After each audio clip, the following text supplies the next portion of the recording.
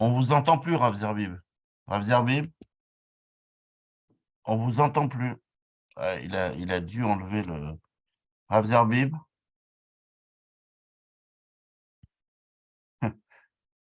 Rav Zerbib, on vous entend pas. On vous entend pas, Rav Zerbib.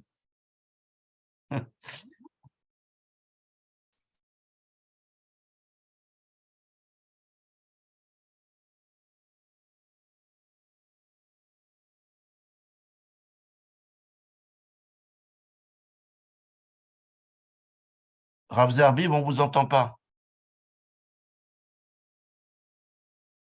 Vous avez dû enlever le micro, Rav Zerbib. On vous entend pas.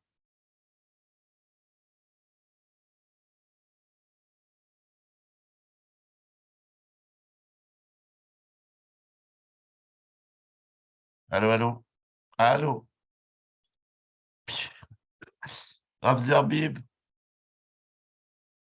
on ne vous entend pas.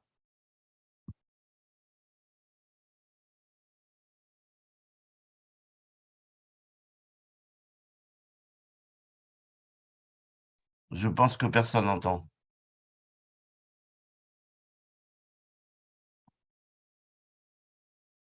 On ne vous entend pas.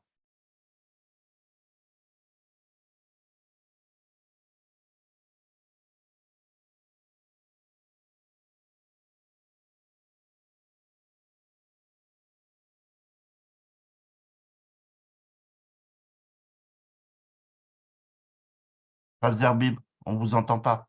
Vous avez coupé votre micro.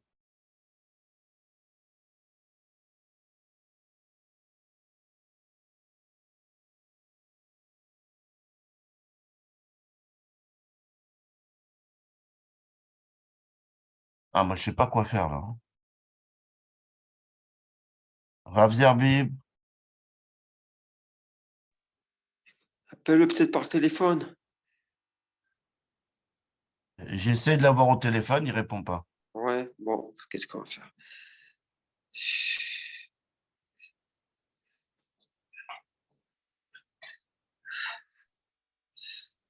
Voilà.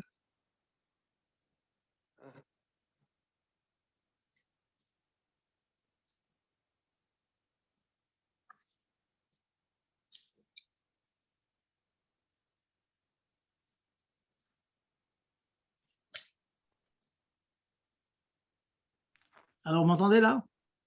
Allô, allô? Là, on vous entend. Reprenez depuis le début. On ne vous a pas entendu. Ah, dis donc. Ok. C'est comme ça. Bon. Il s'est empêché de parler, ou en tout cas, à m'empêcher d'être écouté. Bon, on va Voilà, quand on même vous le dire. entend maintenant. Ne touchez plus à rien. Voilà. Allons-y. Voilà, on est mitrazek. Donc, je disais que dans les premiers psukim du Sefer Dvarim, j'en ai parlé déjà la semaine dernière, de manière cachée, de manière discrète, Moshe Rabbeinu nous fait des reproches. Dans tout le sifour des pérégrinations du Père Israël dans le désert, eh bien, Moshe Rabbeinu rappelle toutes les étapes qu'ils ont passées, mais en passant, il rappelle au Père Israël qu'ils ont fait des fautes. Mais de manière tout à fait discrète, de manière cachée, il rappelle toutes les fautes que le Père Israël a fait. Eh bien, le rabbi va encore plus loin dans l'idée. Il ne se contente pas de cacher les fautes du Père Israël, bien qu'il les rappelle, parce qu'il fait des tourachot, vous avez fauté, il faut faire encore plus tchouva que la tchouva que vous avez faite déjà, avancer dans la tchouva. Mais au-delà de ça, ça c'est le chidouche du rabbi, à de nombreuses reprises, il y a un remez, il y a une allusion dans les mots, dans les propos de Moshe Rabbeinu, à un limoud zrout, à une recherche de chercher le zrout, le mérite que le clan Israël, qui est dû au clan Israël, malgré les fautes qu'ils ont faites, malgré des moments où ils ont chuté. Je vous apporte un exemple, là je fais plus court, on a perdu quelques minutes malheureusement.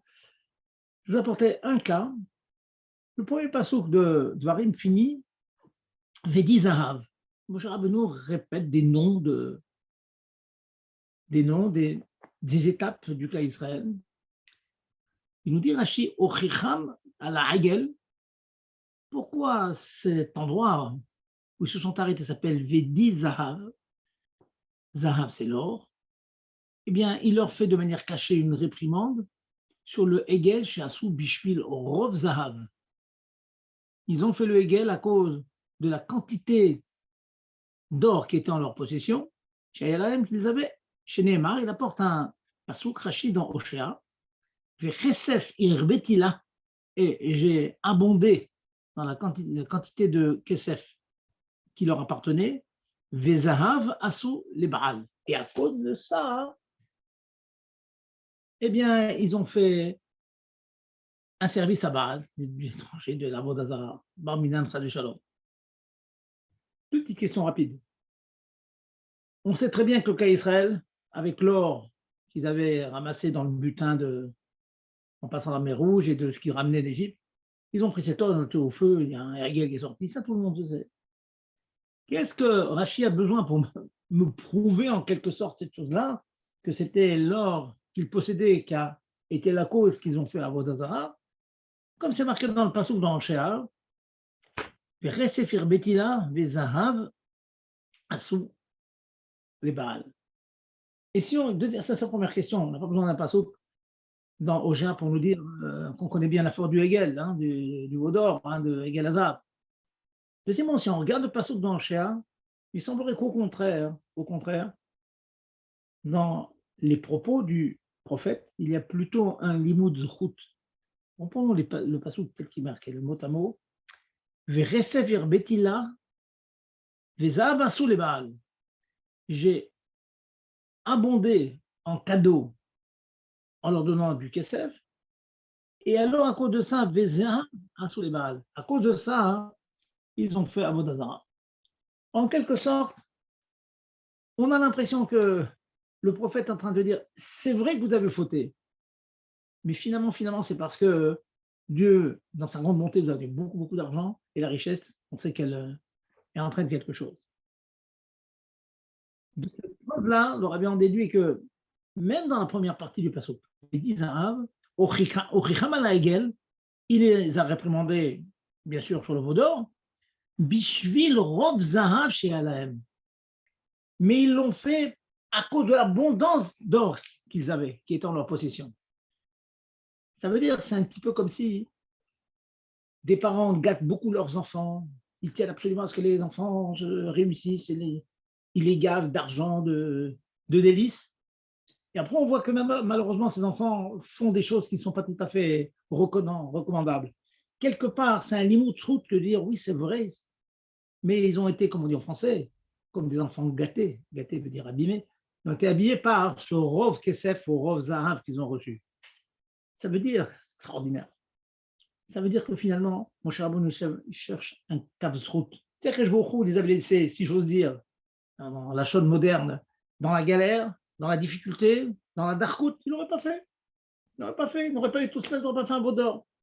Et bien, mais dans la parashat Nassau, Rashi rebondit sur cette chose-là, et il dit la chose suivante, il dit, et le kezahav, ataouch et garamtem, comme ça il dit, il y a eu des lokezahav, bon, des dieux en or, ataouch et garamtem lahem, c'est toi qui as été la cause, si je parte à la emzahav, parce que tu les as octroyé beaucoup, beaucoup d'or, vechol chefsam, de tous les désirs qu'ils avaient, mayasu shelo yechetu.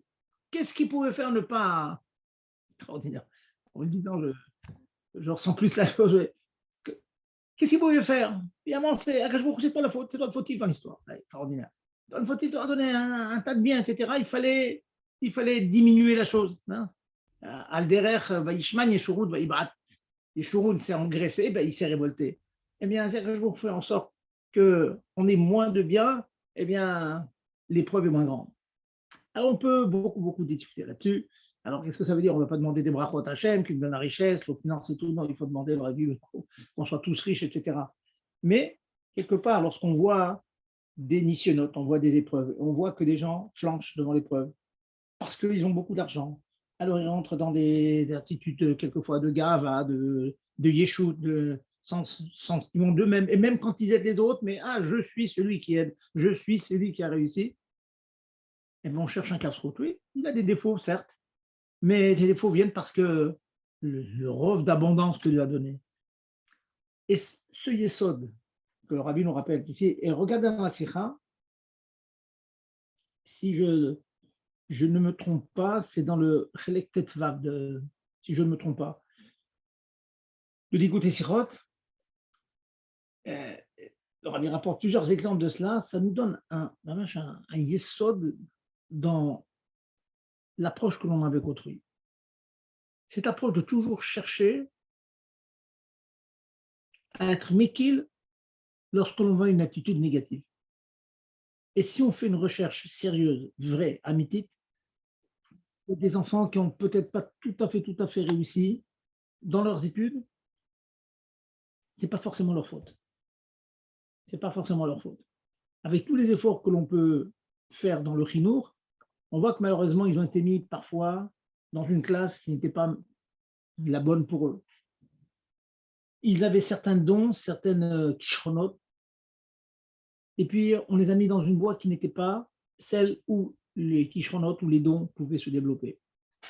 Et ça, les parents d'ailleurs, de manière instinctive, les parents trouvent toujours les arguments qui concernent leurs enfants. Je suis un enseignant de profession depuis très nombreuses années. Quand on parle aux parents d'élèves, très souvent, on voit que leurs enfants, ils estiment qu'ils n'ont pas fautif. C'est très connu. Quelquefois, c'est agaçant. Lorsqu'il y a une marloquette, etc., ils ont toujours l'impression que leurs enfants, ils ont raison dans laquelle. Parce qu'ils ont été vexés, parce que ceci, parce que cela.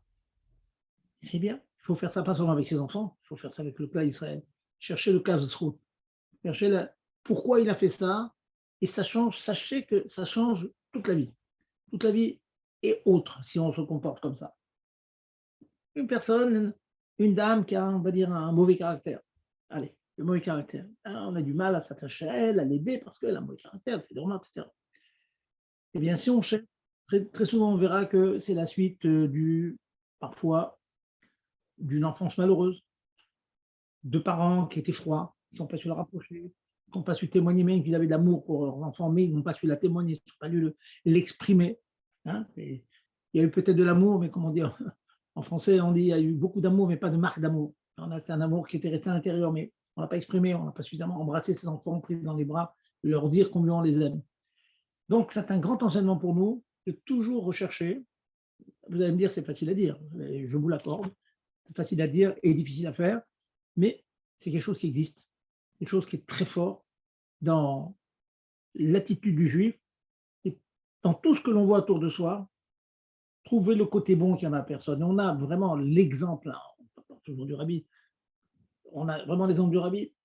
Regardez la diversité des personnages qui passaient devant lui. De toutes les sortes, de toutes les sortes. Le Rabbi voyait la nefesh elokit, le côté positif qu'il y a en lui.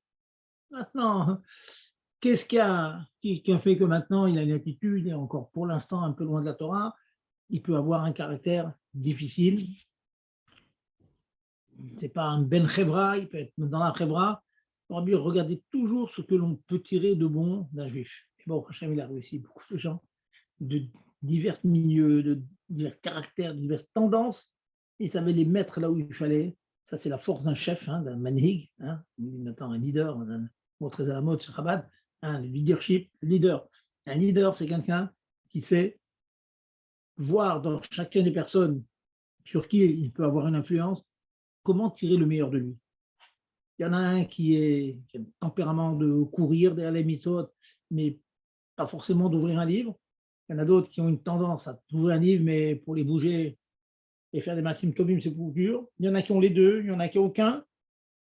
Sachez que chacun a des kochot, chacun a des capacités, a des kishronot. Et ces capacités, il faut les mettre en exécution, en application. Voilà donc ce que je voulais dire de ce parachat très beau. Il n'y a pas que l'exemple de 10 Zahav. Mon cher nous chercher le Kav Zechut. Pourquoi ils ont fait ça? Parce qu'ils étaient riches, on leur donnait tout. Il ne fallait pas leur donner, quelque part. Imaginez, ça va très loin ce concept, mais chacun peut chercher dans sa vie personnelle, dans le petit microcosme qu'est chaque famille, d'abord chaque individu, puis chaque famille. Et chacun doit savoir comment tirer le meilleur de chacun en regardant le Kav Zechut. Il a fait ça parce que bon, il a ses raisons. On va tâcher quand même de le mettre dans le droit chemin, chercher ses kishronot, chercher ses égalités, et Baruch Hashem, lorsqu'on est un petit peu psychologue, et surtout quand on a de la ahava, quand on a de l'amour, chacun est comme notre enfant, donc on cherche son intérêt, et donc on cherche la solution pour trouver son intérêt et trouver l'endroit où il va trouver où s'épanouir. Voilà donc le point que je voulais chercher dans cette période. Et bon, c'est pas pour rien d'ailleurs que ce mot-là est dit pendant les 3 semaines. Vous savez très bien que le Beth Amikdash a été détruit à cause de Sinatrinam, quelque chose qui nous dépasse, la haine gratuite pour autrui. Et bien, malheureusement, regardez autour de vous, oui, ça existe. Quelquefois, il y a des gens qui en veulent à d'autres. On se demande pourquoi. Pour des petites choses vénielles, vraiment, qui n'ont aucune importance, aucune chashivut, qui tiennent à peine debout, qui s'effacent comme un nuage. Et malheureusement, on voit des pilotes qui restent, et des griefs qui restent, on ne sait pas trop pourquoi. Donc, tâchez de faire un travail pour enlever cela de nous. Voilà donc le travail de la Vatrina. Oui, j'ai décidé de l'aimer pour rien. À mes yeux, il est plein de défauts, mais il a plein de défauts, je vais l'aimer pour rien. Mais pour ses défauts, on va dire. Voilà. Et bon, Hachem, le résultat, c'est que ça marche. Voilà. Gérard, confirmez-moi que vous m'entendez. Allô, allô? Allô, il y a quelqu'un qui On m'entend là? on n'entend que vous. On entend que vous. Bien. Bon. Alors, on y va. Écoutez, vous m'avez parlé aujourd'hui, regardez à la chaux des 3 semaines. Vous avez peut-être remarqué que je ne cours pas derrière la route. Je ne cours pas derrière. C'est de la route triste. Et pas se laver, pas laver les habits, pas ceci, pas chez là. Non. Je ne cours pas derrière ça à la route. Mais bon, puisqu'il y a quand même une demande et on est à quelques jours du Shabbat, on va quand même en parler un petit peu. Et puis, j'espère très rapidement revenir sur mais à la route, faire une petite révision, une petite razara de ce qu'on a vu la semaine dernière, Titul Minatzat, quels sont les interdits qui touchent Mouktsé. Et avant de commencer à parler des lois des 9 jours, une halakha que je suis en train de faire une grande publicité là-dessus parce que malgré de nombreuses fois où j'en ai parlé, je vois que les gens ne font pas attention. Il y a des objets mouktsés qu'on n'a pas le droit de toucher avec la main. L'exemple archi traditionnel, archi classique, beaucoup de gens aiment beaucoup les olives. À chaque fabrique, à chaque idvadout qu'on a le Shabbat, il y a des olives sur la table. Et à chaque idvadout, malgré les tochachot que je fais, les gens, ils enlèvent le noyau de leur bouche, avec la main, ils le posent sur la table. Ceci est interdit. Interdit. La seule solution pour pouvoir l'enlever avec la main, on peut le faire en le crachant discrètement dans un coin sur la table, sur une assiette, mais si on veut avec la main, il faut laisser un peu de chair d'olive avec le noyau, ce qui fait que finalement ce que j'enlève avec la main, c'est un mélange de chair qui est tout à fait mangeable et du noyau. Donc le noyau n'est pas encore mouktsé, dans la mesure où il y a encore de la chair à manger. Voilà, je ferme la parenthèse, je voulais vous lancer ça avant de rentrer aux 9 jours, parce qu'encore une fois, c'est le point dont je parle m'interpelle un petit peu. Il m'arrive quelquefois de répéter une halakha et je vois avec les mêmes personnes qui m'ont entendu, je vois que ça ne change pas. Ils ont écouté, c'est intéressant, on a fait un Dvar Torah, mais dans le quotidien, on ne change pas. J'en ai parlé pour la Tfila Betzibour, combien c'est important de prier avec le minyan. J'en ai parlé, je vais vous apporter quelques exemples en vrac, si je peux dire. Quelqu'un rentre à la choule en retard, il y a le minyan qui est en train de faire la mida, on passe devant le mitpalel. C'est une halakha claire dans le Shulchan Aruch. Asur la'avor lifnei mitpalel. Une personne qui est dans sa mida, dans les Arbaamot, dans les 2 mètres, on ne passe pas devant lui. Alors vous allez me dire, oui, mais il ne se met pas devant. Il ne se met pas devant, il met à sa place normale, habituelle, où il fait sa tefila.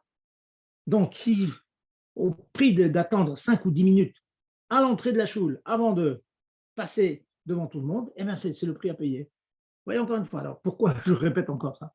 Parce que c'est quelque chose que j'ai dit, je vous le dis ce soir, je l'ai déjà dit à la choule plusieurs fois, et je vois que ça ne change pas. Il y a des personnes qui passent, c'est tout, ils sont en retard. L'Univra Aolam et la Bishvili. C'est poussé à bout, si sans sourire, bien sûr. c'est pousser à bout le principe, le monde il est pour moi, et quoi qu'il arrive, ben, il n'a qu'à être devant moi quand j'arrive à la chose. Voilà. Encore une fois, je suis un petit peu moussard, si j'ose dire, ce soir, tout simplement pour dire que quelquefois, il faut se mettre en question et dire oui, les halakhot que j'entends, il faut les appliquer. Elles sont chashuvot. Une halakha, c'est Ratzon Hashem, la volonté divine. La volonté divine, c'est ce qui nous dépasse, qui est infini, qui est infini d'infini. Regardez le Tanya maintenant, on parle du Ratzon. Le Ratzon, c'est au-dessus de la Chokhmah. Dans les sphirotes, d'abord la première, c'est la Chokhmah, c'est la sagesse, on traduit. Mais au-dessus, il y a ce qu'on appelle le Ratzon. Il y a un Ratzon. Et chaque mitzvah, c'est ça le Ratzon d'Hachem. Quelque chose qui est au-dessus de Chokhmah d'Hachem. Donc, aussi bizarre ça puisse paraître, que le Ratzon d'Hachem, la volonté divine, elle s'est habillée dans un petit noyau d'olive, eh bien oui, on ne touche pas de noyau d'olive. Je vous concède que s'il y a un non-juif qui m'écoute maintenant, il me dit, les rabbins, ils sont fous. Oui, on est fous. On est des fous de Dieu, si j'ose dire. Oui, on est des fous. Si vous regardez la Gemara, on passe des fois des heures, des dizaines, des centaines d'heures pour des petits détails microscopiques.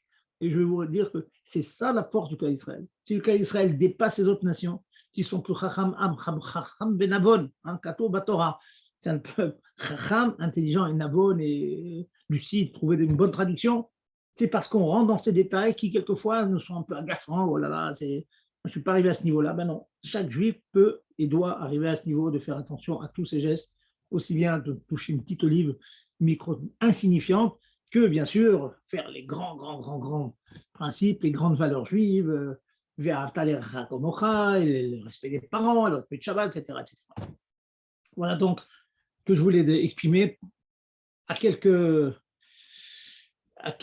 heures, on va dire, de Tisha B'Av, sur lien du Limoud Torah.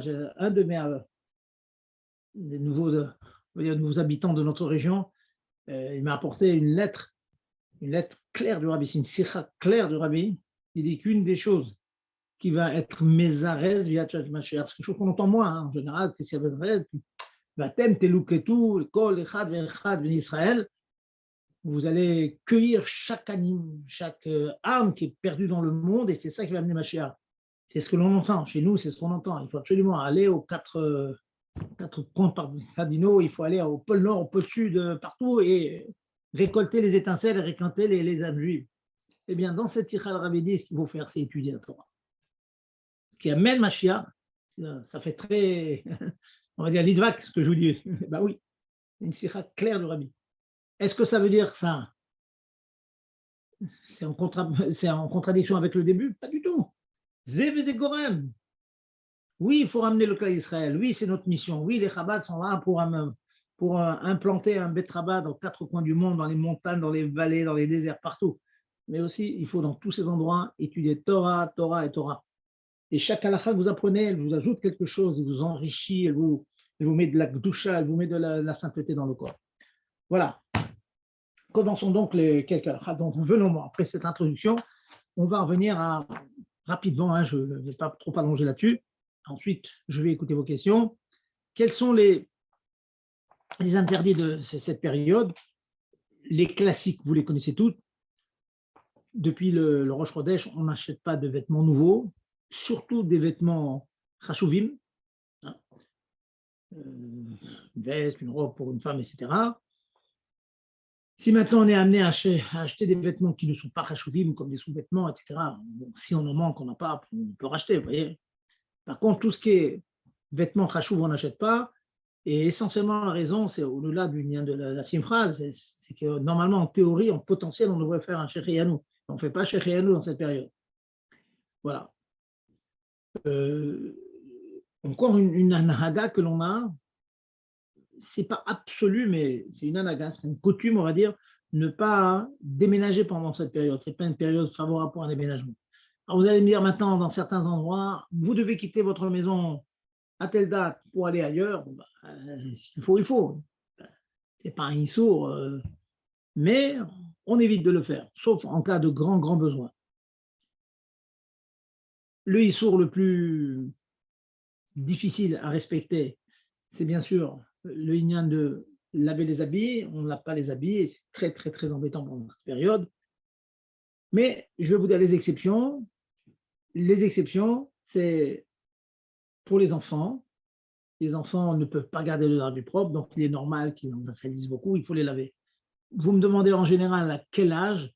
Il n'y a pas d'âge clair, mais on va dire 5 ans, 6 ans, même plus âgés que ça. Il y a des enfants à 8 ans ne peuvent absolument pas, ils jouent au foot dehors, ils sont en Israël, ils ont des habits dégoûtants. Au bout d'un moment, même s'ils ont 20 culottes et 20 tricots, ils vont tous les salir. Et donc, il faut les laver. Dans ce cas-là, donc les habits des enfants, on a le droit de laver, de mettre dans la machine. Question que vous demandez souvent, puisque je mets une machine, de toute façon, j'ai le droit, parce que ce sont des vêtements des enfants, il me reste le tiers du volume de ma machine qui est vide, puis-je rajouter des vêtements des adultes? Réponse, non, malheureusement. On n'a pas le droit d'en rajouter. Donc, ceux des parents ne seront pas lavés. Il y a d'autres choses qu'on a le droit de laver, des choses qui, de toute façon, se salissent très facilement. Les serviettes du mikvé, par exemple, les serviettes de toilette du mikvé, ça salissent très vite. Dans beaucoup de mikvéot, on se sèche une fois, puis on le met dans la poubelle, et puis hop, c'est relavé. Ceci, c'est permis, parce que ça, de toute façon, ça se salit continuellement. Dans Shulchan Aruch, c'est marqué aussi les serviettes de table, etc. On peut les laver parce qu'elles se salissent tout le temps.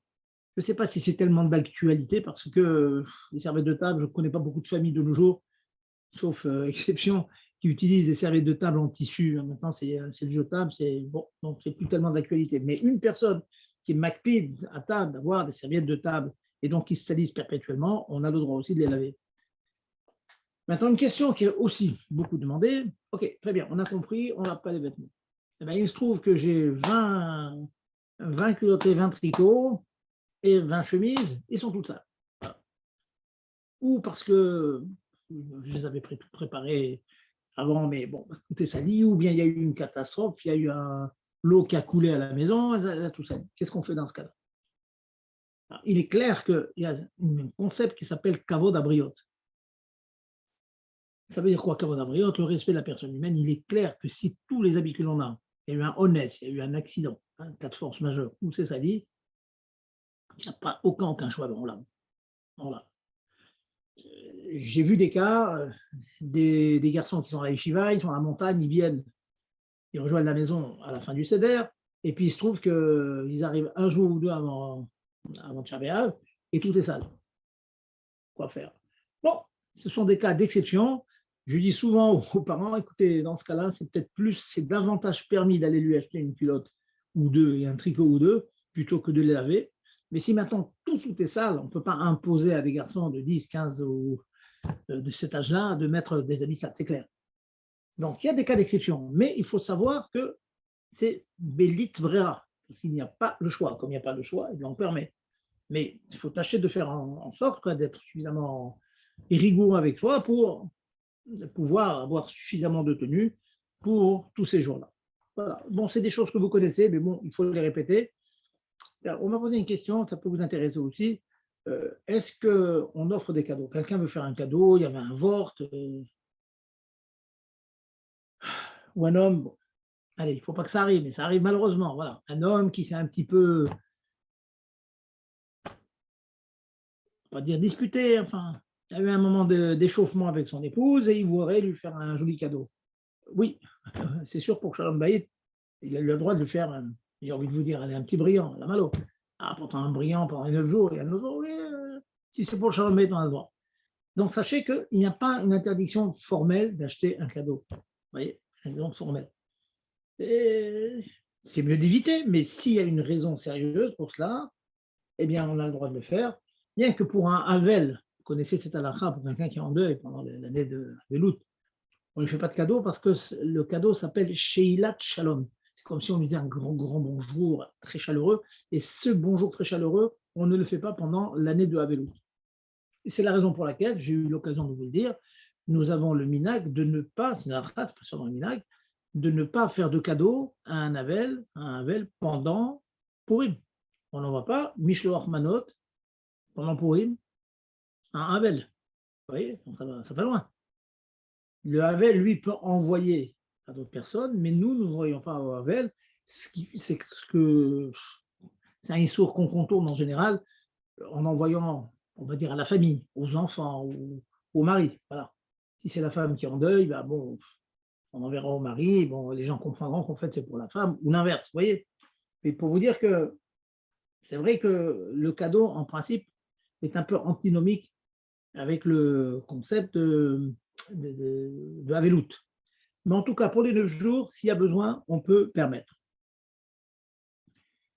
Bon, maintenant, on passe encore à ces fameuses halakhot difficiles, c'est qu'on n'a pas le droit de se laver. Alors, vous entendez beaucoup maintenant, c'est une rechitza shel ta'anoug. Donc, ça veut dire la piscine, ou bien dans une grande baignoire avec de l'eau bouillante et puis de la mousse, etc. Ça, c'est évident que c'est proscrit. Maintenant, une douche. Alors, beaucoup pensent qu'une douche, ce n'est pas un tanoug, on le fait pour être propre. Certes, mais ceci n'est pas évident, parce qu'on peut très bien se concentrer. Alors là, je vais aller du plus dur au moins dur. On peut très bien se contenter et être propre. J'ai de l'expérience là-dessus et j'ai conseillé à plusieurs qui s'en sortent très bien. C'est de faire en sorte de rester propre en prenant tout simplement. Alors, je rentre dans les détails. De prendre un gant, je savonne le gant, et puis le gant mouillé, savonné, je le passe sur tout mon corps. Donc le corps est propre.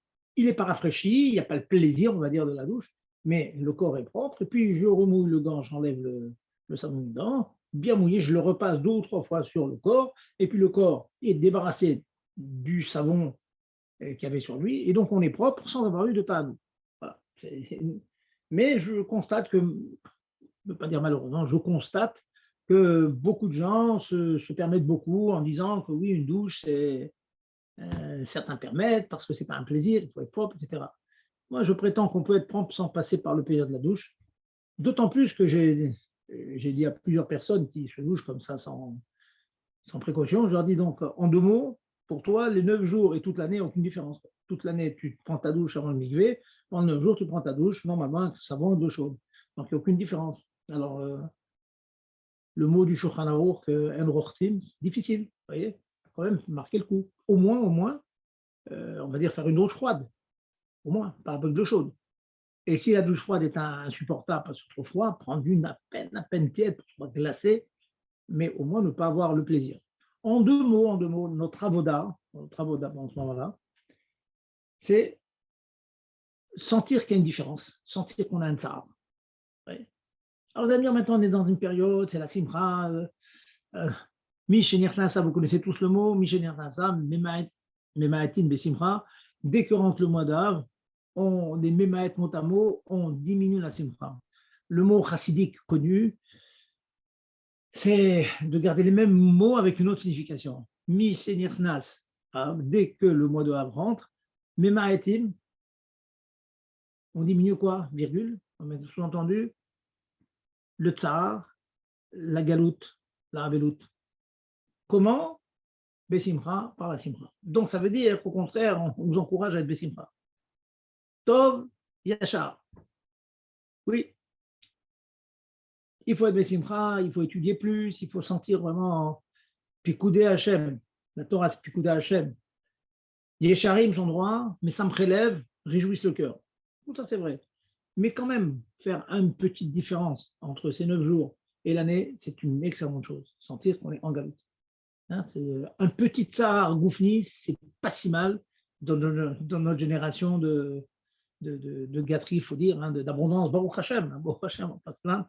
C'est Raton Hashem que maintenant le cas Israël est en gros dans l'abondance, pas de grand chose. Hein, donc de sentir un peu ces galoutes dans notre corps, pas seulement en étant mitbonen, en réfléchissant à galout Ashrina, au fait que il est en galoute, avec nous en galoute. Il y a aussi une galoute du corps, quelquefois. Avoir un petit tsar du corps, c'est pas si mal que ça. Voilà. C'est je conçois que c'est une manière de voir les choses. C'est celle qui est, pour moi, la plus conforme à l'Allah. Alors, vous savez aussi que pendant tous ces jours-là, on ne boit pas de vin, on ne mange pas de viande. Alors, j'ai eu beaucoup de questions sur cela. On m'a demandé, est-ce que ceci veut dire qu'on ne peut pas préparer le repas de Shabbat qui contient de la viande? Aujourd'hui, par exemple, une dame m'a demandé, voilà, pour diverses raisons, je serai occupé fin de la semaine, et même vendredi prochain, je voudrais préparer les plats de Shabbat qui est congelé. Il n'y a pas d'interdiction. On aurait pu penser qu'il fallait s'en abstenir de peur qu'en préparant le repas, on soit amené à manger de la viande. Non, il n'y a pas un igname comme ça. Hein, on peut préparer, on peut manipuler de la viande, c'est permis. Je vous donne en vrac un certain nombre de questions qui n'ont pas été soumises. Ensuite, je voudrais passer quand même à vos questions, celles qui vous touchent, hein, la question de chacun. Est-il permis de garder un restaurant ouvert qui vend de la viande? C'est une bonne question. Les restaurants que l'on connaît, qui ont notre air cher, bon, ben, ils vendent essentiellement ou du lacté ou du poisson. Mais personne ne demande, est-ce qu'on peut servir de la viande? Quelqu'un qui nous commande de la viande. Est-ce qu'un restaurant qui continuerait à éviter de la viande, des repas de viande, est-ce qu'il est avarian? Est-ce qu'il fait une faute? Alors, il y a beaucoup de discussions dans les poskim. La conclusion, c'est qu'il n'y a pas un issour absolu. Pourquoi il n'y a pas un issour absolu? Tout simplement parce que, d'abord, il y a beaucoup de personnes qui ont le droit de manger de la viande pour des raisons de santé. Beaucoup de gens, j'ai eu beaucoup de demandes là-dessus. Les gens qui ont besoin de manger de la viande, c'est important avec le médecin, etc. Il y a d'autres raisons, c'est que il y a des personnes qui ne sont pas très respectueux de ces minagim-là, mais qui tiennent à manger cachère. Et si on les empêche de manger de la viande béchère, ils risquent d'aller manger de la viande non cachère. Pour cette raison, c'est une bonne raison pour offrir de la viande cachère. L'interdiction de manger de la viande est quand même hautement moins grave pendant ces 9 jours que de manger des viandes non cachères. C'est évident, c'est l'histoire de la Torah, de Raïta. Voilà. Pour d'autres raisons aussi, sachez que garder un restaurant ouvert, ça peut se concevoir, on va dire comme ça peut se concevoir. Ensuite, d'autres choses qui caractérisent cette période, c'est qu'on sait que Israël, Migal, sera sauvé par la Tzedaka. Donc, tâchez d'augmenter dans la Tzedaka. Très souvent, on ne sait pas qu'est-ce que ça veut dire. On nous demande souvent d'augmenter dans la Tzedaka. Le Tzedaka, Tatsimin Mavet, ça sort de la mort, c'est important. Alors, souvent, on se demande, c'est quoi le Guéder? Quel est le statut de cette augmentation? Écoutez, ce n'est pas compliqué. Alors, si maintenant vous avez la chance d'être d'argent en abondance, c'est vous pouvez ajouter en grande quantité. Mais pour ceux qui ne sont pas dans cette situation, ajoutez une petite pièce. Important. Une petite pièce. C'est pas grand-chose, mais c'est énorme. C'est un geste de plus. C'est un geste de plus, une petite pièce de plus. Marbin Bezdaka, donc je suis Marbin Bezdaka. J'ai donné 1 euro par jour, j'en donne 2. C'est pas énorme, au bout de 9 jours. Allez, 9 euros. Waouh. Eh bien, j'ai ajouté. Ça, c'est le concept d'augmenter dans la tzedaka. D'augmenter aussi dans la simcha, quand on en a parlé tout à l'heure, la simcha, c'est l'imoud Torah. Le Rabbi a encouragé beaucoup sur le fait de faire des sioumim, de finir des gmarot. Quand on se réunit pour un sioum, sachez que Meikaradin, lorsqu'une personne arrive en fin d'une gmara pendant cette période, on a même le droit de manger de la viande et de boire du vin, pour vous dire. Bon, la coutume chez Chabad, non, c'est d'être marbé bessioumi, mais on se contente de manger tout ce qu'on veut, mais pas de la viande et pas du vin. Bon. Mais j'ai moi-même assisté à des repas de sioumim, dans des endroits très charedim vraiment, où on a présenté toutes sortes de meler, toutes sortes de viandes et toutes sortes de vins pour la joie de finir une massacrette. Oui, ils n'ont pas attendu d'Afka pour ça, mais c'est tombé à ce moment-là, hein, ou peut-être qu'ils sont arrangés depuis quelques mois pour que finir la massacrette à ce moment, et ils ont fait, hein, et on a le droit d'après la trappe pure et dure.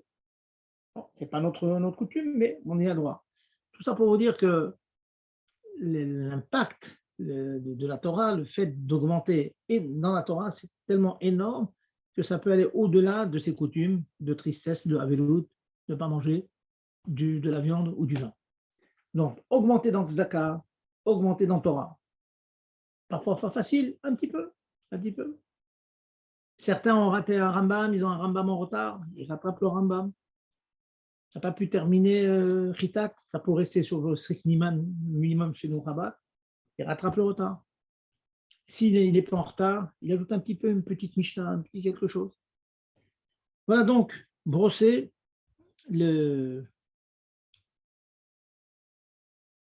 tableau général de ces 9 jours et je conclus, le temps passe vite, malheureusement, on a eu du retard, sur maintenant le Tisha B'Av lui-même. Tisha B'Av lui-même, il a la particularité suivante, c'est qu'il se situe entre le Tzom, le jeûne de Yom Kippour, et les autres jeûnes de l'année. Les autres jeûnes, hein, celui Esther, le 17 Tammuz, Asara B'Tevet, tous ces ta'anit-là, ils ont la particularité d'abord de commencer au petit matin et pas depuis la veille, c'est un. Et puis ils ont la particularité d'être plus légers en ce sens que les Chachamim ont donné davantage de hétérim d'exception à la règle du jeûne. L'exception la plus courante et celle qui est la plus bénéfique, je veux dire, pour beaucoup de gens, pour beaucoup de femmes, c'est qu'une femme qui allait, et même une femme qui n'allait pas mais qui a un enfant qui a moins de 2 ans, ou une femme qui est enceinte, on lui permet de manger dans tous les autres ta'aniyot. 17 Tammuz, Rabbi Tebet, etc. Tisha B'Av, comme cette année, qui n'est pas nitrée, contrairement à l'année dernière où il était repoussé, tombé dimanche alors qu'il aurait dû tomber quelques jours avant, on aurait pu aussi permettre ces deux choses-là. Cette année, ça tombe un jeudi, donc malheureusement, si j'ose dire, une femme qui allait ou une femme qui est enceinte est tenue de jeûner. C'est difficile, je sais que c'est difficile, c'est très chaud, c'est un tome qui est très long, elles doivent jeûner. Alors, j'ai envie de leur conseiller, il y en a une qui m'a demandé, oui, mais voilà, j'allaite encore un petit peu, et ce que je crains beaucoup, c'est qu'après, je vais perdre tout mon lait. Je sais, Baruch Hashem, Dieu m'a octroyé de nombreuses filles, Baruch Hashem, elles sont passées par là, et bon, ben, elles ont jeûné, c'est tout. Elles ont jeûné. Alors, le conseil, c'est de boire beaucoup d'eau la veille, beaucoup d'eau, et puis elles peuvent allaiter, normalement, elles gardent leur lait, elles ne perdent pas leur puissance d'allaiter à cause du jeûne. Alors on dit, bon, maintenant, très bien, on a compris, une femme qui allaite, une femme qui est enceinte, elle doit jeûner. Maintenant, il y en a d'autres qui disent, oui, je comprends, mais je suis extrêmement fatigué, je manque de fer, je suis obligé de compléter ma nourriture avec tel ou tel médicament. Alors là, c'est déjà une autre chose. Pourquoi c'est une autre chose? Parce qu'il y a une autre halakha qui est dite dans Tisha B'Av. Que Tisha B'Av, certes, une femme accouchée, minikot ou mourberet, femme accouchée, une femme qui allait doit jeûner, mais un cholé, un malade, peut manger. Alors, qu'est-ce que l'on appelle cholé? Ça, c'est la question. Un cholé, c'est une personne qui a une maladie, en général, hein, que normalement, cette maladie engendre que l'on s'allonge. Les mots de la Gemara, c'est nafal et mishkav, des tombées sur le lit. Donc, c'est ou bien une maladie, une forte fièvre, on peut imaginer toutes sortes de choses que l'on peut avoir, une grippe, etc., où on est obligé de s'aliter. Maintenant, il y a beaucoup d'autres maladies où on ne s'alite pas, mais on est vraiment bien malade. Un diabétique qui a besoin de manger, un cardiaque qui a besoin de manger, enfin, il y a beaucoup d'autres maladies où on se doit de manger. Dans ce cas-là, on peut permettre de manger à Tisha B'Av. Chose qui ne sera pas vraie à Yom Kippour. Yom Kippour, c'est tout à fait notre Kippour. Yom Kippour, il faut arriver à Sakanat et Fashot, il faut arriver à un risque de danger, un vrai danger. Alors là, on en parlera, on en a déjà parlé, mais on en reparlera à l'approche de Yom Kippour, ça c'est dire autre chose, il faut vraiment un danger. Là, je ne suis pas obligé à Tisha B'Av d'arriver à un danger du fait que je jeûne, mais malgré tout, si je suis malade, j'ai le droit de manger. Donc, souvent, je réponds aux hommes et surtout aux femmes qui me demandent là-dessus, des femmes accouchées qui sont très fatiguées, etc. Je leur dis, on ne peut pas donner un éther klali, on ne peut pas donner une permission générale, parce que je crois un interdit pour une femme accouchée de manger, mais au cas par cas, on examine chaque cas. Si effectivement une femme affirme sous prescription médicale, qui a manque de fer, manque de si, elle est anémiée, toutes sortes de choses. On a l'habitude, on connaît un certain nombre de maladies qui engendrent une faiblesse telle qu'elles ont un guédère déjà, elles rentrent dans la définition, hein, dans le statut, on va dire, statut de relais alarique.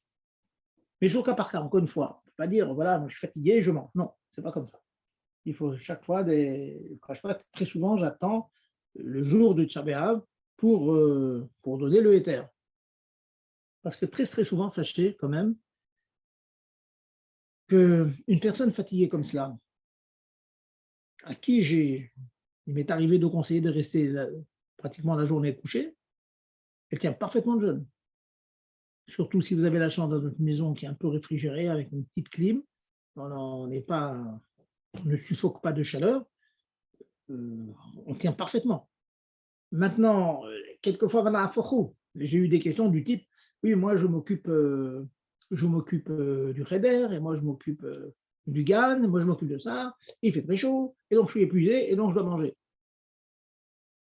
Souvent, je pense, et je vous le dis, hein, c'est qui vous donne la permission d'être au GAN, et de vous occuper des petits, et d'être en la chaleur, et de des œufs, et à cause de ça, on mange. Il n'y a qu'à prendre une journée de congé, c'est tout. Ou vous faire remplacer par un homme qui est plus costaud, etc. Bon, j'ai conscience que ce n'est pas toujours possible. Si ce n'est pas possible, pas possible, mais Chacham ena berosho. Un Chacham, il a les yeux dans la tête, c'est une expression de sage, d'être intelligent, réfléchir. Quelles sont les meilleures conditions pour pouvoir faire ce qu'on me demande? J'allonge un peu là-dessus, je ne vous cache pas, c'est parce que je sens une espèce de chalichou, de manière générale, des questions que l'on entend, surtout que maintenant tout est avec WhatsApp et tout, on entend beaucoup de questions, tout le monde donne des cours partout sur Internet et tout. Je sens que les générations baissent. Les gens demandent. J'ai entendu que j'ai un éther, ma copine a lu l'éther dans tout l'éther. Je comprends, mais c'est dommage. Oui, c'est dommage qu'on considère que le jeûne de Tisha B'Av est instauré pour tout le monde, on soit tellement dans une situation tellement facile de demander à l'éther constamment. Quelquefois, c'est justifié, attention, hein, je ne dis pas qu'il ne faut pas demander l'éther quand il est justifié, mais il y a des limites, il faut que ce soit justifié. Sinon, on souffre. Hein, comme je vous ai dit, j'ai beaucoup de filles, elles ont souffert, et puis elles se portent très très bien, elles sont mères de famille et tout, mais le jour de Tisha B'Av, elles ont souffert comme tout le monde, comme les hommes. Elles ont passé l'après-midi au lit, à dormir, à prendre des forces, à lire des choses sur le Beth Amikdash. Voilà, donc, si j'ose dire, ma vision des choses un peu plus traditionnelles que ce que l'on entend de nos jours. Voilà, maintenant, je vous ai brossé très rapidement encore, c'est à la route, hein, ça demande beaucoup de détails, Maintenant, j'attends vos questions et on finira avec une halakha sur Shabbat, hein, pour ne pas finir sur cette sombre période des 3 semaines. Allez-y, vos questions, mesdames et messieurs. Bonsoir Rav. C'était pour Bonsoir. savoir, dans le cadre justement d'un sioum, il se trouve que j'ai eu l'occasion, grâce à Dieu, d'en faire, et c'était l'anniversaire d'un ami. Il m'a demandé de faire un peu de musique. Alors, est-ce que ça peut Non. donner la possibilité de faire un peu de musique Oui, après non. le sioum? Non. Je dis tout de suite, non, pas de musique, non. Surtout pour l'anniversaire, vraiment. Même pour un vote, même pour un fiançailles, on ne fait pas de musique. Non. Ça, il faut enlever ça de la tête des gens. Et moi, je suis, contrairement à ce qu'on peut beaucoup entendre maintenant, même la cappella, la musique est interdite, ce n'est pas une xérat hakatouv. Donc, un instrument de musique est interdit, mais la voix, c'est permis. Non, c'est tout ce qui donne une vraie simcha. Or, si maintenant vous arrivez à inventer de la musique, comme la musique avec un instrument de musique, mais sans instrument, ça reste assaut. Non, pour moi, il n'y a pas de éther. Vous pouvez chanter, vous avez des voix, vous chantez, mais sans musique, sans instrument de musique. Oui, enfin, bien après un sioum de Talmud, hein, je parle. C'était ma question. On a fait ça après un sioum de Talmud. Ah, un sioum Masechet. Oui, c'est ça que je vous ai dit. Ah non, oui, oui, c'était mon cadeau que je lui ai fait.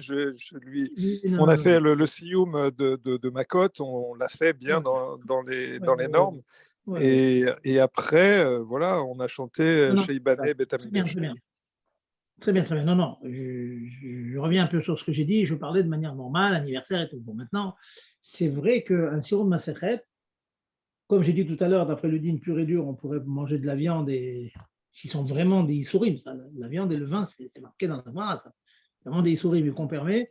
Donc, faire un peu de musique comme ça, pour un sirop Masechet, on peut l'envisager. Le minag n'est pas comme ça. Comme je vous ai dit pour la viande et le vin, le Oui, minag, c'est qu'on fait le sioum et qu'on ne prend pas de vin. Donc, je pense que si nous faisions une chose comme ça, je me serais arrangé pour faire écouter un nigoun comme les nigoun Chabad sans musique. Et il y a des très très beaux nigoun, les vieux, les nihoa, vous savez, on fait comme ça. Comme il n'y a pas de musique, oui. C'est un peu léger de mettre de la musique, mais si vous demandez si le éther existe, je réponds oui. Pour ainsi au Masséchet, le éther existe. d'accord. Est-ce que je peux vous demander quelque chose qui n'a pas vraiment de rapport? Parce que ce matin, On est pour ça, profitez-en. ce matin, on avait la chance d'avoir juste Minyan. Il y avait un Lévi, mais il n'y avait pas de Cohen. C'est quoi la règle générale pour l'ordre de priorité de monter? Est-ce que même un Shabbat, par exemple, si il y a 7 montées qui sont dispo, est-ce que s'il n'y a pas eu de Cohen où on a raté le coche, est-ce qu'on peut faire monter à la place un Lévi en Cohen, ou est-ce que le fait qu'il n'y a pas eu de Cohen, on peut pas, on ne le fera pas monter comme Cohen? Un Lévi. Est-ce qu'il y a une règle, un Lévi? Un Lévi, vous voulez dire. On ne fait pas monter un Oui. Lévi, vous voulez dire. C'est ça votre On doit- question. S'il n'y a pas de oui, Cohen, donc c'est ça. Donc, s'il n'y a pas de Cohen, donc même le Lévi ne montrerait pas. C'est ça que vous dites. C'est ça votre question. s'il n'y a pas de Cohen, est-ce qu'on donnerait malgré tout priorité à faire monter à la place du Cohen le Lévi qui est parmi nous? Alors, votre question, c'est une hakira dans les livres, une recherche. Il y a un côté qui dit, puisqu'il n'y a pas de Cohen, ni de Parra Chavila, le groupe il est disloqué, et donc il n'y a plus de priorité, donc le Lévi devient comme les autres. Et il y a une autre chita qui dit que non, qui dit que même que le Cohen n'est pas là, mais la règle de priorité reste quand même pour le Lévi. Ah. Donc, en 2 mots, ma réponse est qu'il y a divergence d'opinion. Chez nous, dans nos minyanim, on tâche de faire monter le Lévi quand il n'y a pas de Cohen, en premier. On tâche. Mais s'il ne monte pas, ce n'est pas non plus une avéra, vous voyez. Ce n'est pas comme s'il y avait un Cohen à la choule et on ne le fait pas monter. S'il y a un Cohen à la choule, on n'a pas le droit de ne pas le faire monter. Vous voyez. Alors qu'un Lévi, on a le droit de ne pas le faire monter. Mais c'est une bonne chose que de le faire monter en premier. Et après, si on a raté le coche, même que ce soit un Cohen ou un Lévi, est-ce qu'il vaut mieux, par exemple, un Cohen, on a raté le coche pour le faire monter en premier, est-ce qu'il vaut mieux à ce moment-là lui réserver après le maftir ou c'est trop tard? Non, non, non, non, non. Non, c'est comme ça, discrètement, ça arrive, il est venu en retard, il était pas, on ne l'a pas vu. Non, non, il n'y a pas un lien comme ça de lui donner le. Non, non. Il faut lui donner, D'accord. attention, s'il a un fiou, oui, on peut lui donner, mais je veux dire, il n'y a pas un lien comme ça de rattrapage. D'accord. Voilà. Autre Je te question, allez-y. remercie. Je vous en prie, allez-y, autre question. Qu'est-ce qu'on peut demander d'autre? Pas d'autres questions, là, pourtant les 9 jours. Pas d'autres questions?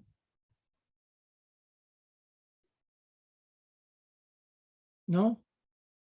Mesdames? En général, les dames sont plus demandeuses? Non? Bon. Oui, peut-être quand même au niveau de la consommation. Quelqu'un m'a demandé si pendant cette semaine-là, cette semaine maigre, Shavua Shechalbo, est-ce qu'on peut boire de la boucha? Parce que ce n'est pas à base Oui, de vin.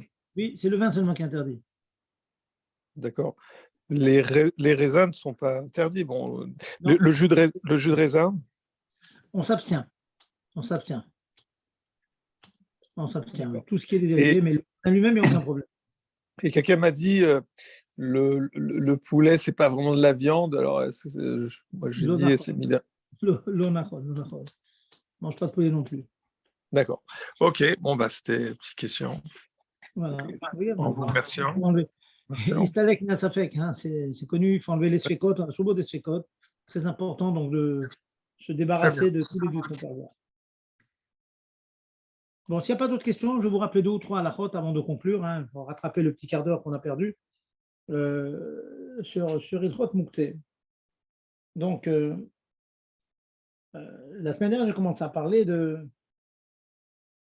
la différence entre 2 types de Moukté, un qui est léger, un qui est lourd. Le léger, c'est Keli, un ustensile. Keli, chez Marteau les Issour, un ustensile qui sert à faire un Issour. Par exemple, un marteau pour casser une noix de coco. Voilà. Et on peut prendre un marteau, casser une noix de coco. Je dis une noix de coco, pas une noix, parce que bon, chez Rabat, on ne mange pas des noix, bien que ce ne soit pas interdit d'après le din pur et dur. Mais bon, on s'en abstient. Mais on peut prendre un marteau si on a besoin, quoi. Mais bien sûr, pas pour faire un Issour, pour quelque chose qui est permis. Donc, on peut prendre un marteau pour casser notre coco. Donc, si j'ai besoin de cet instrument, ce Keli-là, j'ai besoin du Keli pour faire quelque chose. Ça s'appelle les tzorer goufo. J'ai besoin de son goût, de son corps, pour faire quelque chose qui est permis. Ou bien les tzorer mekomo. Le marteau, j'ai les besoins de l'endroit où il est. Le marteau, il est posé sur la table, j'ai besoin de la table pour manger. Je peux prendre le marteau, le ranger. Parce que il n'est pas si mouktsé que ça, dans la mesure où c'est un ustensile qui a une utilisation aussi permise. On peut casser des choses de manière permise. Donc, si j'en ai besoin de cet ustensile pour quelque chose de permis, ou pour la place qu'il occupe, j'ai le droit de. Encore une fois, un deuxième exemple. Ma porte s'est bloquée, je sais qu'il faut que je prenne un tournevis, rentrer dans la serrure et hop, déloqueter le loquet. Sans rien démonter, bien sûr, hop, c'est bloqué un petit peu, je prends le tournevis, j'ai le droit de le prendre, le mettre à l'intérieur et j'ouvre la porte, le motard. Les horaires Gouffo, j'ai besoin du tournevis pour le tournevis lui-même. Ou bien j'ai besoin de tournevis pour la place qu'il occupe. J'ai tous mes outils de travail vendredi sont restés sur la table, je dois préparer la table, servir la table. J'ai le droit de prendre tous ces ustensiles et les enlever de la table. Maintenant, il y a une deuxième catégorie de mouktsé qui est beaucoup plus chamoura, plus grave que les ustensiles. C'est ce que l'on appelle mouktsé mechamad goufo. Ils sont mouktsé à cause de leur gouffre. Et en gros, l'idée, c'est que ce ne sont pas des kélim, ce ne sont pas des ustensiles qui ont aussi une utilisation permise, mais qui ne servent à rien. Une pierre dans la rue ne sert à rien. Un morceau de bois, comme ça en l'état, il ne sert à rien. Tant que je ne décrète pas que je mette cette pierre à la maison pour l'utiliser, le cas échéant, pour planter un clou ou pour casser une noix, le rendre moi-même un casse-noix, tant que je n'ai pas fait cet acte avant Shabbat, la pierre reste mouktée. De l'argent, des pièces d'argent, des billets d'argent, un chéquier, tout ça, ce sont des choses qui ne servent strictement à rien pendant Shabbat. Je n'ai pas le droit de les toucher, de les déplacer. Donc, si j'ai mis tous mes chéquiers, ma carte bleue, mon portable, tout ça, j'ai mis sur la table de la salle à manger avant Shabbat, je n'ai pas le droit de les enlever de la table. Alors ma question, c'est quoi faire? Et je vais faire une liste d'objets qui ont ce statut. Je pense avoir apporté l'exemple la semaine dernière. Vous avez mangé un os à moelle. Dans le repas, il y avait un gros os à moelle. Vous avez mangé toute la moelle, la viande qui est dedans. Il vous reste l'os qui est immangeable. Il n'est pas donnable à un chien, parce que les chiens ne mangent pas des gros os comme ça. Ils se cassent les dents avec. Ça donne à des gros animaux que l'on ne trouve pas dans les environs. Ce gros os, il est mouktsé, mechamad goufro. Contrairement aux os de poulet. Les os de poulet sont mangeables par les chiens, il y a des chiens partout, donc ils ne sont pas moussés en général. Une coquille d'œuf. Les animaux qui sont autour de nous ne mangent pas des coquilles d'œuf. Donc la coquille d'œuf, une fois que vous avez épluché l'œuf, elle est moussée. Comment faire pour se débarrasser de ce moussé quand il est sur la table? La question qu'on a tâché de résoudre la semaine dernière, je reviens dessus, on finit là-dessus. La première solution, c'est que le top des tops, ça serait d'éplucher l'œuf à la cuisine sur la poubelle. Et ouais, dès que l'œuf est épluché, hop, on jette la coquille, c'est fini dans la poubelle. Bon, ça c'est bien, mais l'os à moelle, non. L'os à moelle se mange à table. Donc, difficile d'avoir la poubelle à côté de la table. Donc, la solution, c'est tous ces objets qui vont devenir mouktsés pendant Shabbat. L'os à moelle n'était pas mouktsé au début, il y avait de la chair, il y avait de la moelle. La coquille n'était pas mouktée, elle protégeait l'œuf. Donc quand je prends l'œuf à la coquille, j'ai le droit. Je m'arrange lorsque j'ai plus l'œuf de poser la coquille sur mon assiette. Qu'est-ce que je gagne? Une fois qu'elle est dans mon assiette ne devient pas mouxée. Parce que pour que l'assiette devienne mouxée, il faudrait qu'à l'entrée de Shabbat, toute l'entrée de Shabbat, Ben Hashmashot, il y ait du mouxé dessus. Ce n'est pas le cas. Le mouxé a été posé pendant le repas. En fin de repas, je vais débarrasser la table. J'ai besoin de la table. J'ai besoin du makom. J'ai besoin de l'endroit où était posée cette assiette. Donc, j'ai parfaitement le droit d'enlever l'assiette de cet endroit-là. Mais en enlevant l'assiette, j'enlève aussi le mouxé qu'il y a dessus. Les mots techniques de cette opération s'appellent tiltul minatzad, déplacement un peu détourné, parce que je ne déplace pas directement la coquille, je déplace la coquille posée sur l'assiette. Donc, c'est une manière indirecte d'enlever la coquille. C'est une manière indirecte. Et le but de l'opération, c'est pas seulement d'enlever la coquille, c'est d'enlever l'assiette. L'assiette, il faut de toute façon que j'enlève la table. S'il n'y avait pas la coquille dessus, je l'aurais enlevé tout ça sur la table. Je dois débarrasser la table. Donc, ça s'appelle Tiltul minatzad, déplacement indirect, les tzorer d'avar amoutar, pour les besoins de l'assiette que je veux à la cuisine, ou les tzorer mekomo, j'ai besoin de l'endroit où est l'assiette. Même que je n'ai pas besoin de l'assiette, elle va rester sale jusqu'à Motzei Shabbat, mais j'ai besoin d'endroit. J'ai besoin d'endroit, donc j'ai le droit de déplacer l'assiette. Et bien que finalement, en déplaçant cette assiette, parce que j'ai besoin de l'endroit où elle est posée, ou je déplace cette assiette parce que j'ai besoin de la laver à la cuisine pour la réutiliser pour le prochain repas, j'ai le droit de déplacer tout le mouxé qui est dessus. Donc retenez ce point, habituez-vous chez vous, habituez votre famille, que lorsqu'il y a le noyau d'olive dont j'ai parlé au début, donc on mange le noyau d'olive, tâchez qu'il soit posé sur l'assiette. Alors tâchez de rapprocher l'assiette, donc que le noyau soit directement, ne pas l'enlever avec la main. Mais une fois qu'il est dans l'assiette, au moment où on va débarrasser l'assiette, on pourra débarrasser l'assiette avec le noyau, le gros os, la coquille d'œuf. Tout ça, ça sera permis. Sinon, si maintenant tout cela c'est posé autour de votre assiette, il ne faut pas le faire. C'est bien embêtant. Voilà. Le petit rappel que je veux vous faire. Maintenant, je ne sais pas si j'en ai parlé la semaine dernière, pour conclure, imaginons, alors vous me demandez, après tout ça, je n'ai pas pu prendre la précaution, je n'ai pas mis le mouxé dans mon assiette, qu'est-ce que je fais? Est-ce que je vais laisser ça tout Shabbat? La solution qu'il y aurait, c'est si votre table est complètement dégoûtante, comme ça arrive dans les grandes familles, où c'est impossible de garder la table propre, la table est encombrée à toutes sortes de déchets dessus, alors les Chachamim nous donnent un éther général qui s'appelle Gerav Shelri. Un peu technique tout ça, je vous dis ça rapidement, et c'est pour ça que je prends du temps à répéter souvent, pour que ça rentre bien et que ça rentre dans votre quotidien, que ce ne soit pas des mots que vous avez entendus pendant le shiur. C'est que quand la table est dégoûtante, elle prend un guéder de Gerav Shelri, c'est dégoûtant en quelque sorte. Et quand quelque chose est dégoûtant, alors même que c'est mouxé, les Chachamim nous permettent d'enlever le mouxé. Comme un pot de chanvre, c'est dégoûtant, c'est mouxé parce que ça ne sent rien, une fois qu'il est sale, mais on peut le déplacer parce que c'est dégoûtant de garder un pot plein de saleté dessus. Donc la table étant dégoûtante, on a le droit de tout enlever. Mais tant que l'on n'est pas arrivé à ce niveau-là, imaginez un couple tout seul, sans enfant, bon ben, la table n'est pas dégoûtante, elle est très propre en fin de repas. Donc dans ce cas-là, si une épluchure, un gros os qui est posé sur la table et pas sur l'assiette, ou les coquilles d'œufs, il faudra les laisser jusqu'à la fin de Shabbat sur la table. Vous voyez, c'est pas évident. Voilà, encore une fois, n'oubliez pas que toutes ces choses qu'on l'air abruptes comme ça, c'est Ratzon Hashem, c'est Hashem qui veut ça, c'est lui qui veut que nous, le peuple, Navon et Chacham, le peuple intelligent, on se dit des choses comme ça triviales, on demande qu'est-ce que... quelqu'un m'a dit, alors vous avez des problèmes existentiels extraordinaires. Oui, j'ai dit, mais ces problèmes existentiels, ils vous enlèvent les vrais problèmes existentiels. Parce qu'on n'a pas de problème existentiel réel. On a Dieu derrière nous et donc on est tranquille. Et donc on rentre dans les détails que lui a décidé qu'ils sont importants. On ne sait pas pourquoi. Lui a décidé que ces détails sont importants. Alors, chers amis, on va se quitter. Donc, je vous souhaite un bon jeûne de Tzom-Kal pour tout le monde, pour tout l'Israël. Et surtout, on va se souhaiter tous que ma chère vienne avant et qu'il n'y ait pas de jeûne, qu'on fasse une grande simcha, Shorabar et tout. Dans une grande simcha, on va se souhaiter, on se re-souhaite comme le rabbi nous le souhaitait et comme il se le souhaitait, il souhaitait pour Israël.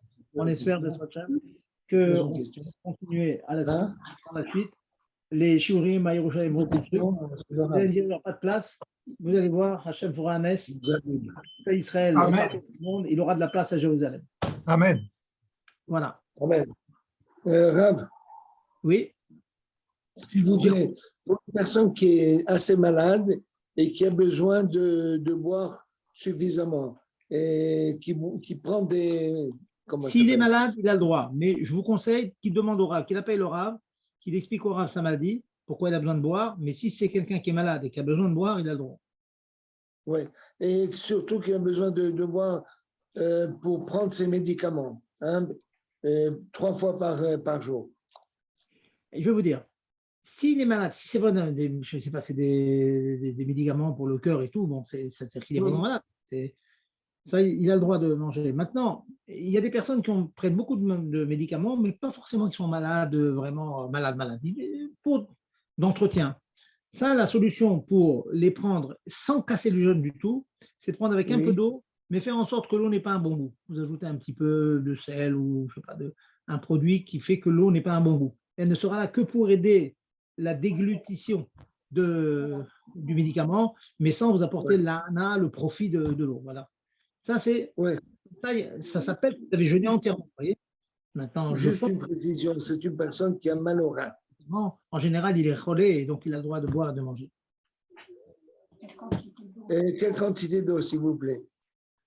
Pardon? Quelle quantité d'eau? Un verre? Je vous ai répondu, ça veut dire s'il est vraiment malade, ça me dit, ces médicaments qu'il prend prouvent qu'il est malade. Prenons un cardiaque, voilà, un cardiaque ou quelqu'un qui a de la tension, il peut prendre ce qu'il a besoin, il n'est pas limité. Ce qu'il a besoin. D'accord. Merci beaucoup. Mais c'est uniquement au niveau de la boisson, mais pas. Elle peut prendre une. Comment ça s'appelle? Un morceau de pomme. Encore une fois, je vous conseille de. Appelez-moi personnellement, vous allez m'expliquer votre cas ou si vous connaissez une autre personne comme ça. Mais si c'est une personne qui est relais, il a le droit même de manger. Ah, d'accord. Oui, il peut manger. S'il est relais, il mange, c'est tout. Il doit avoir un brio. Absolument. Merci beaucoup, Rav. Tout va tout le monde, Erev Tov, et à très très bientôt, Bezat Hashem. Erev Tov, à très bientôt. La Géoula. Quoi tout.